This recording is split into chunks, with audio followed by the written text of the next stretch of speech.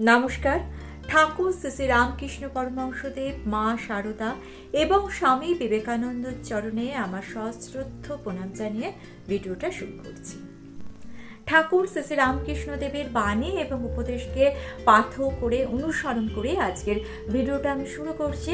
তবে তার আগে অবশ্যই শ্রদ্ধা জ্ঞাপন করতে হয় মাস্টার মশাইকে, যিনি ঠাকুরের বাণী এবং উপদেশগুলো পুস্তকের মধ্যে লিপিবদ্ধ করে আমাদেরকে পথ দেখিয়েছে। সংসার বড়ই বিচিত্র। যতদিন আপনি সকলের হ্যাঁতে হ্যাঁ মেলাবেন, অর্থাৎ বিনা প্রতিবাদে সব কিছু মেনে নেবেন, ততদিন আপনি খুব ভালো। আপনার মতো মানুষ হয় না। কিন্তু যখনই আপনি প্রতিবাদ করবেন, উচিত কথা বলবেন, সত্যি কথা বলবেন, তখনই আপনি অপ্রিয় হয়ে উঠবেন। আপনি হয়তো কোনো মানুষের 10 দিন উপকার করলেন, কিন্তু একদিন কোনো কারণে পারলেন না। মানুষ কিন্তু একদিনের কথাই মনে রাখবে। এটাই হলো সংসারের নিয়ম। সংসারের আরেকটা বৈশিষ্ট্য কী বলুন তো? আপনি কোনো বড় কাজ করলেন, সঠিক কাজ করলেন, ভালো কাজ করলেন, সেই কাজের অংশীদার হবার জন্য সবাই অস্থির হয়ে পড়বে। কিন্তু যদি আপনি নিজের অজান্তে অনিচ্ছাকৃতভাবে কোনো ভুল কাজ করে ফেলেন, তখন যারা আপনার পাশে ছিল কেউ আপনার পাশে থাকবে না। শুধু তাই নয়, আপনার ওই একটিমাত্র ভুল কাজের সমালোচনা করে আপনাকে যৎপরনাস্তি অপমান করবে। সংসারটা এরকমই জটিল। আপনি কি করবেন?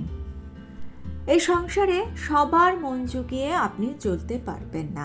সবার মন জুগিয়ে যদি আপনি চলার চেষ্টা করেন, সেক্ষেত্রে আপনাকে নিজের আত্মসম্মান বিসর্জন দিতে হবে। কিন্তু আত্মসম্মান বিসর্জন দিয়ে তো বেঁচে থাকা সম্ভব নয়। তাহলে সেক্ষেত্রে আপনি কি করবেন?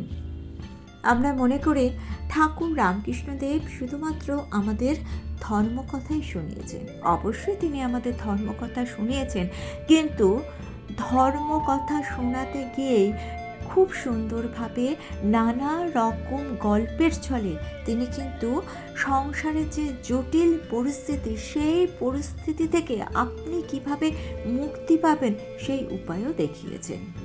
কথামৃতের প্রত্যেকটি পাতায় কিন্তু ঠাকুর আমাদের পথ দেখিয়েছেন যে সংসারের মধ্যে থেকেও কিভাবে সৎ থাকতে হয়, কিভাবে নিজের আত্মসম্মান নিয়ে বেঁচে থাকতে হয়। সময়টা 1882 সালের মার্চ মাস। মাস্টার মশাই ঠাকুরের সঙ্গে দেখা করতে এসেছেন। ঠাকুরের পূর্ব পরিচিত ঘরের মধ্যে দেখলেন ঠাকুর তক্তপোষের উপর বসে আছেন এবং অনেক লোকজন আছে। যেহেতু রবিবার, তাই অনেক ভক্ত সমাগম হয়েছে। ভক্তদের সঙ্গে তখনও মাস্টারমশাই সেরকমভাবে আলাপ হয়নি। তিনি সভা মধ্যে এসে এক পাশে আসন গ্রহণ করলেন এবং ঠাকুরের কথা শুনতে লাগলেন। মাস্টারমশাই দেখলেন ঠাকুর একটি কম বয়সী কলেজে পড়া ছেলের দিকে তাকিয়ে খুব আনন্দিত মনে কিছু কথা বলছেন। ছেলেটির নাম নরেন্দ্র। ছেলেটির চোখ দুটি তেজ পরিপূর্ণ এবং উজ্জ্বল। মাস্টারমশাই কথা শুনে বুঝলেন বিষয়াসক্ত সংসারী ব্যক্তিদের সম্বন্ধে কথা হচ্ছিল। যারা কেবল ঈশ্বর ঈশ্বর করে আর ধর্ম ধর্ম করে, তাদের ওই ব্যক্তিরা নিন্দা করে। অর্থাৎ ধার্মিক ব্যক্তিদের অনেকেই তো নিন্দা করে, তাদের সম্বন্ধেই কথা হচ্ছিল। ঠাকুর বলছেন সংসারে কত দুষ্টু লোক আছে, তাদের সঙ্গে কিরূপ ব্যবহার করা উচিত। তিনি নরেন্দ্রনাথের প্রতি দৃষ্টি দিয়ে জিজ্ঞাসা করলেন, তুই কি বলিস? ঠাকুর বললেন, সংসারের লোকেরা কত কি বলে, কিন্তু দেখ হাতি যখন চলে যায়, পেছনে কত জানোয়ার কত রকম চিৎকার করে, কিন্তু হাতি ফিরেও তাকায় না। তোকে যদি কেউ নিন্দা করে, তুই কি করবি? নরেন্দ্রনাথ উত্তর দিলেন, আমি মনে করব কুকুর ঘেউ ঘেউ করছে। ঠাকুর একটু হেসে বললেন, না রে, অত দূর নয়। ঈশ্বর সর্বভূতে আছেন, তবে ভালো লোকের সঙ্গে মাখামাখি চলে, মন্দ লোকের সাথে তফাতে থাকতে হয়। বাঘের ভেতরেও নারায়ণ আছে, তা বলে বাঘকে কি আলিঙ্গন করা চলে? ঠাকুর আরও বললেন, যদি বলো বাক তো নারায়ণ, তবে কেন পালাবো? তার উত্তর, যারা বলছে পালিয়ে এসো তারাও তো নারায়ণ, তাদের কথা কেন না শুনে? এই প্রসঙ্গে ঠাকুর একটি গল্প বললেন। ঠাকুর বললেন, এক বনে এক সাধু থাকেন, তার অনেকগুলো শিষ্য। তিনি একদিন শিষ্যদের উপদেশ দিলেন যে সর্বভূতে নারায়ণ আছে, এইটি জেনে সকলকে নমস্কার করবে। একদিন একটি শিষ্য হোমের জন্য কাঠ আনতে গিয়েছিল। এমন সময় একটা রব উঠল, কে কোথায় আছো, পালাও, একটা পাগলা হাতি যাচ্ছে। সবাই পালিয়ে গেল, কিন্তু শিষ্যটি পালালো না। সে জানে যে হাতিও যে নারায়ণ, তবে কেন পালাবো, এই বলে দাঁড়িয়ে রইল। নমস্কার করে স্তবস্তুতি করতে লাগলো। এদিকে মাহুত চেঁচিয়ে বলছে, পালাও পালাও। শিষ্যটি তবুও নড়ল না। শেষে হাতিটা সুরে করে তুলে নিয়ে তাকে এক ধারে ছুঁড়ে ফেলে দিয়ে চলে গেল। শিষ্য ক্ষত বিক্ষত হয়ে অচৈতন্য হয়ে পড়ে রইল। অন্যদিকে তার এই অবস্থার সংবাদ পেয়ে তার গুরু ও শিষ্যরা এসে তাকে ধরাধরি করে আশ্রমে নিয়ে গিয়ে তাকে সেবা শুশ্রূষা করে সুস্থ করে তুলল। তার চেতনা হলে তাকে অন্য শিষ্যরা জিজ্ঞাসা করলো, তুমি হাতি আসছে না শুনো, কেন চলে গেলে না? সে বলল, গুরুদেব তো আমায় বলে দিয়েছেন নারায়ণী মানুষ জীবজন্তু সব হয়েছেন, তাই আমি হাতে নারায়ণ আসছে দেখে সেখান থেকে সরে যাইনি।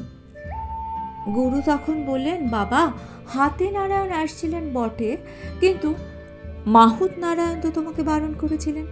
সবই যদি নারায়ণ, তবে মাহুত নারায়ণের কথা তুমি বিশ্বাস করলে না কেন? এবার ঠাকুর বলছেন, শাস্ত্রে আছে অপনারায়ণ, জল নারায়ণ, কিন্তু সব জল তো ঠাকুর সেবায় চলে না। কোনো জলে বাসন মাজা হয়, কাপড় কাচা হয়, আবার কোনো জলে খাওয়া এবং ঠাকুর সেবা চলে। ঠাকুর বলছেন, সাধু অসাধু ভক্ত অভক্ত সকলের হৃদয়ে নারায়ণ আছেন, কিন্তু অসাধু অভক্ত দুষ্টু লোকের সঙ্গে তো মেলামেশা চলে না, মাখামাখি চলে না। কারোর সঙ্গে কেবল মুখের আলাপ পর্যন্ত চলে, আবার কারোর সাথে তাও চলে না। অর্থাৎ সংসারে সাধু অসাধু অনেক রকম মানুষই থাকে। আপনাকে জানতে হবে আপনি কার সঙ্গে মেলামেশা করবেন।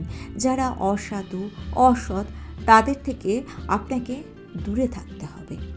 ঠাকুর বলছেন, সংসারে থাকতে গেলে, লোকের সঙ্গে বাস করতে গেলে দুষ্ট লোকের হাত থেকে রক্ষা করার জন্য একটু তমগুণ দেখানো দরকার।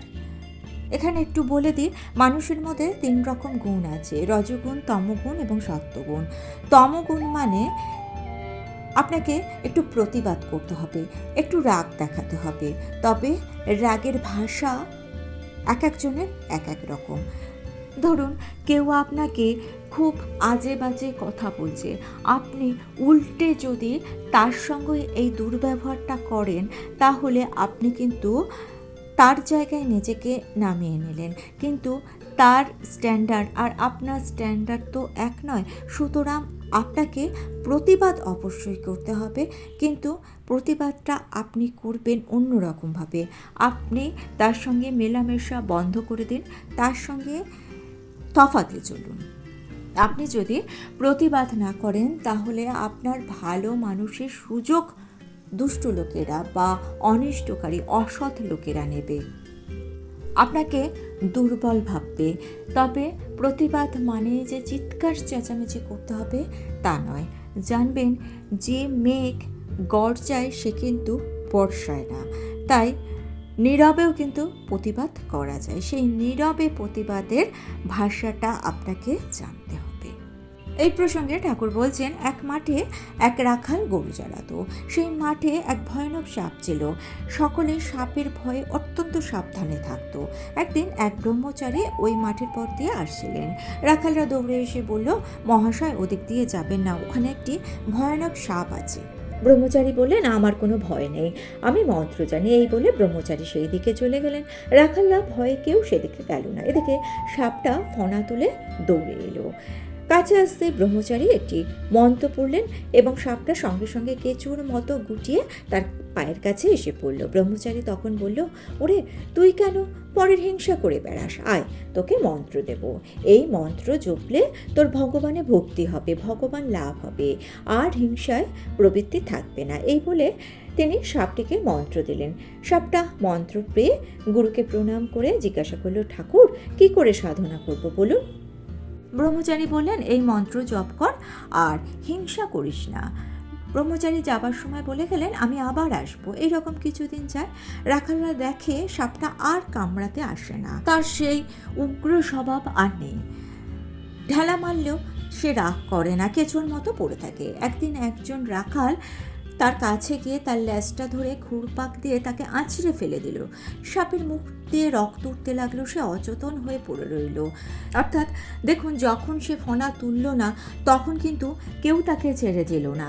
যারা দুষ্টু লোক ছিল, মানে রাখালরা ছিল, তারা কিন্তু তার উপর অত্যাচার করলো, সে কোনো প্রতিবাদ করলো না। তারা মনে করলো সাপটা মরে গিয়েছে। অনেক রাতে সাপের চেতনা হলো, সে আস্তে আস্তে অতি কষ্টে গর্তের ভেতর চলে গেল। শরীর চূর্ণ বিচূর্ণ, নড়বার শক্তি নেই। অনেকদিন পর ব্রহ্মচারী আবার এলেন, প্রায় 1 বছর পর।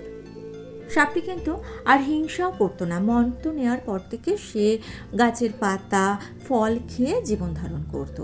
তো ব্রহ্মচারী এসে সাপটির সন্ধান করতে লাগলো।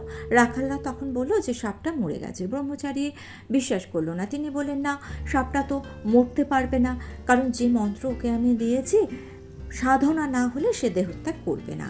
তো সাপটিকে সবাই খুঁজে বার করলো। গুরুদেব সাপটির নাম ধরে ডাকতে সাপটি গর্ত থেকে বেরিয়ে এলো এবং গুরুদেবকে ভক্তিভরে প্রণাম করলো। সাপটির জীর্ণ শীর্ণ অবস্থা থেকে গুরুদেব জিজ্ঞাসা করলো, তোর এমন অবস্থা হয়েছে কেন? তখন সাপটি বলল যে মন্ত্র নেওয়ার পর থেকে আমি আর হিংসা করি না, ফল পাতা খেয়ে থাকি। তখন সাপটি ভুলে গিয়েছিল যে রাখালরা তাকে মেরে ফেলার চেষ্টা করেছিল। তো ব্রহ্মচারী বললেন, না, ফল পাতা খেলে তো তোর এরকম অবস্থা হওয়ার কথা নয়। তখন সে ভেবে বলল, হ্যাঁ, আমাকে রাখালরা একদিন আছাড় মেরেছিল। সাপটি কারোর উপর অভিযোগ করলো না, বলল ওরা অজ্ঞান, ওরা তো জানে না যে আমি আর ওদের কামড়াবো না, তাই আমাকে ওরা আছাড় মেরেছিল। ব্রহ্মচারী বলল, ছি, তুই এত বোকা, আপনাকে রক্ষা করতে জানিস না? আমি কামড়াতে বারণ করেছি, ফোঁস করতে তো বারণ করিনি। ফোঁস করে তাদের ভয় দেখাসনি কেন? দুষ্টু লোকের কাছে ফোঁস করতে হয়, ভয় দেখাতে হয়, পাছে অনিষ্ট করে। তাদের গায়ে বিষ ঢালতে নেই, অনিষ্ট করতে নেই। অর্থাৎ এখানেও কিন্তু এই গল্পের মাধ্যমে ঠাকুর এইটাই বললেন যে তারা যেভাবে আপনার অনিষ্ট করছে, ক্ষতি করছে, সেরকমভাবে অনিষ্ট করবেন না। আপনি প্রতিবাদ করুন, মুখের ওপর অন্যায়ের প্রতিবাদ করে তাকে ভয় দেখান, যাতে দ্বিতীয়বার সে আপনার সঙ্গে খারাপ ব্যবহার করার আগে দুবার ভাবে। ঠাকুর বলছেন, ঈশ্বরের সৃষ্টিতে নানান রকম জীবজন্তু গাছপালা আছে। জানোয়ারের মধ্যে ভালো আছে, মন্দ আছে, বাঘের মতো হিংস্র জন্তু আছে, গাছের মধ্যেও অমৃতের ন্যায় ফল আছে, আবার বিষফলও আছে। তেমনি মানুষের মধ্যে ভালোও আছে, মন্দও আছে, সাধুও আছে, অসাধুও আছে, সংসারী জীবও আছে, ভক্তও আছে। অর্থাৎ সংসারে থেকে আপনি সবার কাছে ভালো হতে যাবেন না, কারণ এ জীবনে বা এক জীবনে সবার কাছে ভালো হওয়া যায় না। যারা অন্যায় করছে তাদের থেকে নিজেকে দূরে রাখুন, অসাধু মানুষদের কাছ থেকে দূরে রাখুন, তাহলে দেখবেন সংসারটা আপনার কাছে সুন্দর হয়ে উঠেছে। আর আপনার জীবনটা যদি সুন্দর হয়ে ওঠে, তাহলে আপনার আশেপাশে যারা আছে তাদের জীবনটাও সুন্দর হয়ে উঠবে। ভিডিওটা ভালো লেগে থাকলে ছোট্ট করে একটি লাইক করে দেবেন, আর চ্যানেলটিকে সাবস্ক্রাইব করে নিয়ে পাশে থাকা বেল আইকনটা প্রেস করে দিয়ে অল অপশনটা ক্লিক করে দেবেন। তাহলে যখনই নতুন কোনো ভিডিও আপলোড করব তার নোটিফিকেশন আপনাদের কাছে পৌঁছে যাবে। ঠাকুর, মা ও স্বামীজির চরণে প্রণাম জানিয়ে আজকে এই পর্যন্তই। Thanks for watching.